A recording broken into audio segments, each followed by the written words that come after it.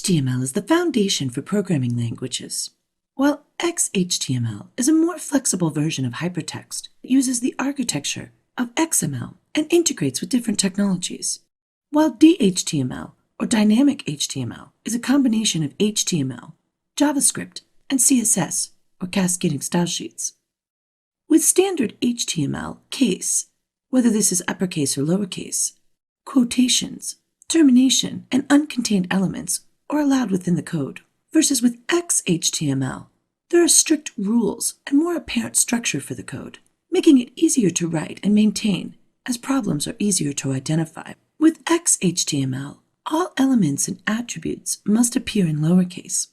Any attribute values, like the border, must be quoted, and any non-empty elements require a closing tag.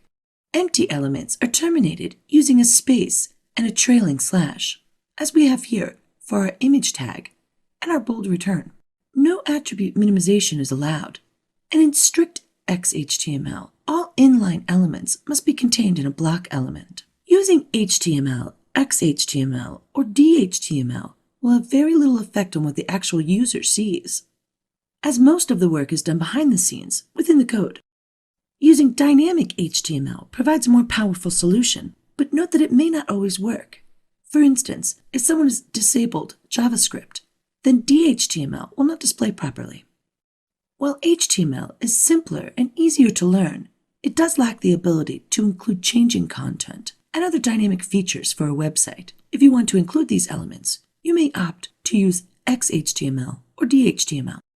Dreamweaver provides the ability to set preferences from the Edit menu and Preferences, or you can hold the Control key and the letter U, or that's the Command key and letter U if you're using Mac.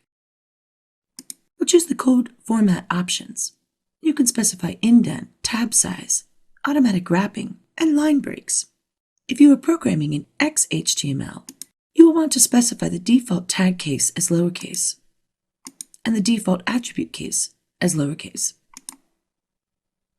You can also specify to override tags or attributes and whether to include a break inside the TD tag. Note that a space within the TD tag can cause errors in some browsers, so it's a good idea to keep this item checked.